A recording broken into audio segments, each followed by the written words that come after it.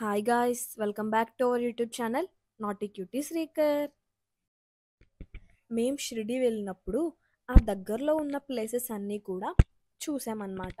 ఆ ప్లేసెస్లో చాలా విశిష్టమైనది ఒకటి, అదే ఎల్లోరా కేవ్స్.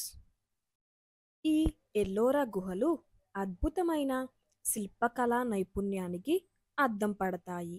అవి మన దేశ ఘన చరిత్రకు తార్కాణం.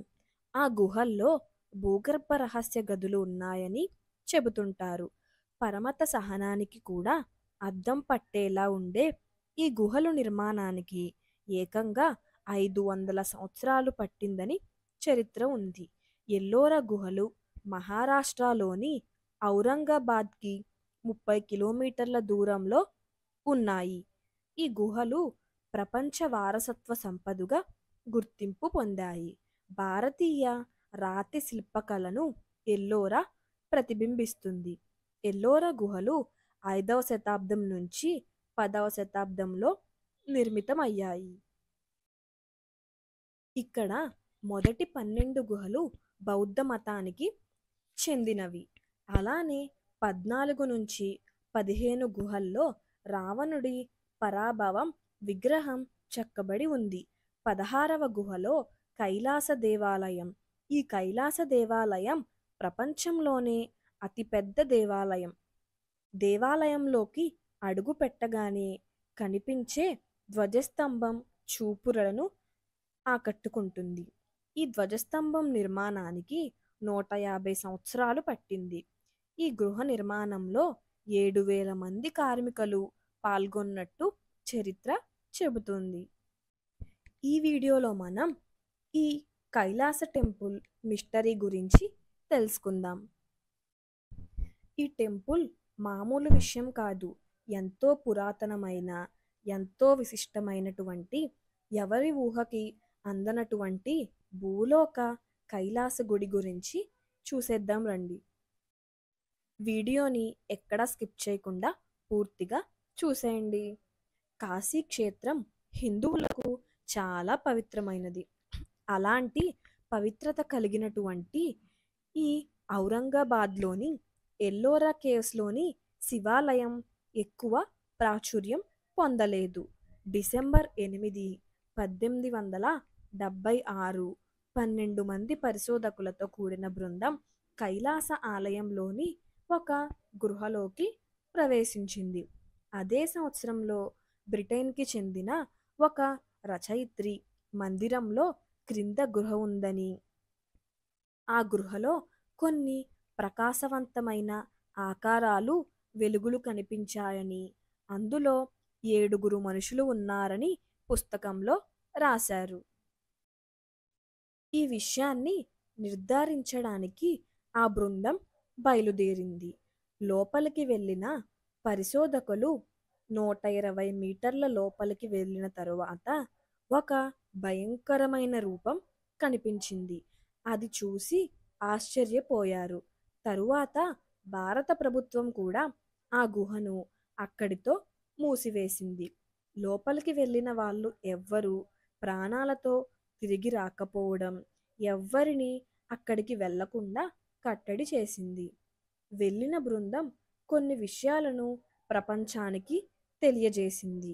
ఈ దేవాలయం 1900 సంవత్సరాల క్రితం నిర్మించబడిందని, ఈ దేవాలయం చాలా క్లిష్టమైన నిర్మాణం అని, ఇప్పుడు 2024 సాంకేతికతో కూడా ఆ దేవాలయాన్ని మనం నిర్మించలేమని, ఎంత గొప్ప సాంకేతికత, ఇంజనీర్స్ మరియు ఎంతో నైపుణ్యం కలిగిన ఆ గుడిని ఎవ్వరూ నిర్మించలేరు. ఈ కైలాస మందిర నిర్మాణం అచ్చం అలాగే ఎవ్వరూ మరలా తిరిగి నిర్మించలేరు. అసలు ఆ మందిరాన్ని ఎప్పుడు ఎవరు నిర్మించారో చెప్పడం కూడా చాలా కష్టం. ఎందుకంటే ఒకే విధమైన కళాకృతులు ఒకే చోట ఎక్కువగా ఉంటే ఏ కాలంలోదో మనం నిర్ధారించవచ్చు. కానీ రకరకాల పెద్ద పెద్ద రాళ్లతో, అద్భుతమైన కళారూపాలతో కట్టబడిన గుడి అది. మందిరం చుట్టూ ప్రహరీ అంతా పెద్ద రాయి. ఆ రాయిని తొలచి లోపల చేసిన చిన్న చిన్న మందిరాలు. మరో అద్భుతం ఏంటంటే ఏ కట్టడానికైనా పునాది చాలా అవసరం. ఏ చిన్న కట్టడం కట్టాలన్నా పునాది లేకుండా కట్టలేం. కానీ ఈ ఆలయ మందిరానికి ముందు శిఖరం కట్టి తరువాత ఆలయం పునాది మందిరం కట్టారు. బహుశా ప్రపంచంలోని కొన్ని అద్భుతమైన వందల నిర్మాణాలలో ఎక్కడా లేని ఏకైక నిర్మాణం ఇదేనేమో. ఆశ్చర్యంగా ఉంది కదూ! వేల సంవత్సరాల క్రితం మన ప్రాచీనులు ఈ అద్భుతం చేసి చూపించారు. ఈ కైలాసగుడి నిర్మాణం 18 సంవత్సరాలు కష్టపడి కట్టారు అని శాస్త్రవేత్తలు తేల్చారు. ఇప్పుడు 18 సంవత్సరాల సమయం, అడ్వాన్స్ టెక్నాలజీ ఇచ్చినా కట్టడం కష్టమని తేల్చేశారు.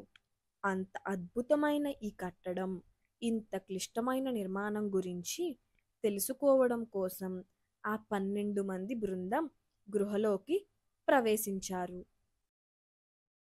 మందిరం కింద ఒకటి కాదు, చాలా గుహలు ఉన్నాయని రచయిత్రి చెప్పారు. రచయిత్రి తనతో పాటు ఒక సహాయకుణ్ణి తీసుకుని వెళ్ళారు.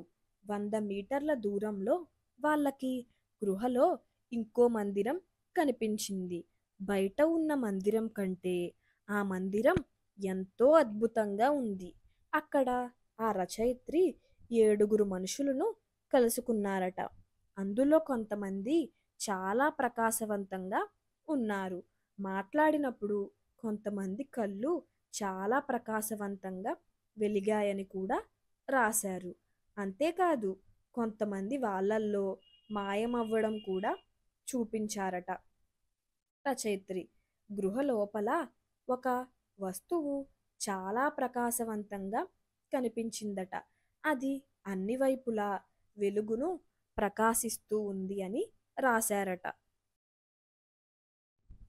పురాణాల ప్రకారం ఈ మందిరాన్ని ఒక రాణి నిర్మించింది అని చెబుతారు.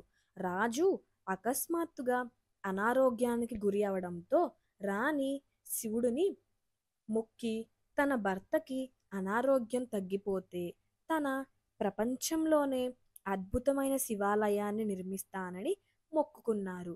అయితే కొన్ని రోజులకి రాజు ఆరోగ్యం కుదుట పడడంతో రాణి శివాలయాన్ని నిర్మించాలని, అలానే శివాలయం శిఖరం చూసే వరకు ఉపవాస దీక్షలో ఉంటానని శివుడికి నమస్కరిస్తుంది.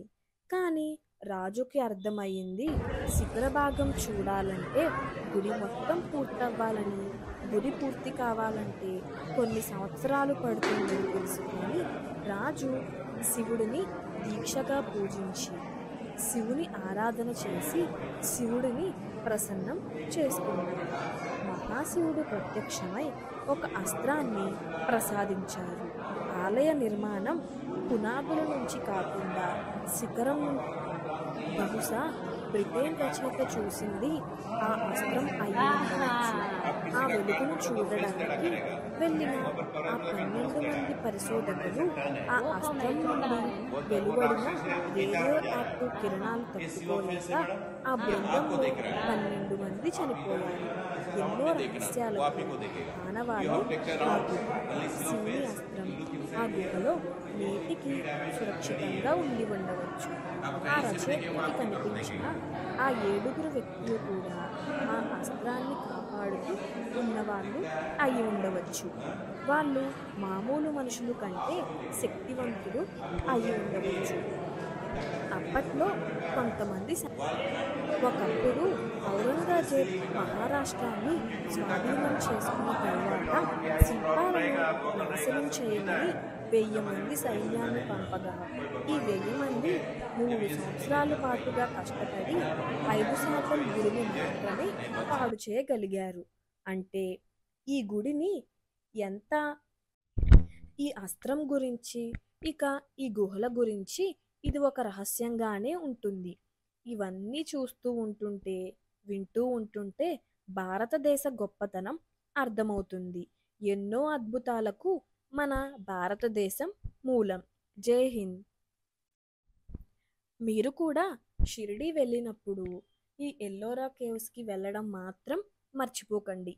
అలానే ఈ కైలాస శివుని గుడి కూడా తప్పకుండా దర్శించుకోండి.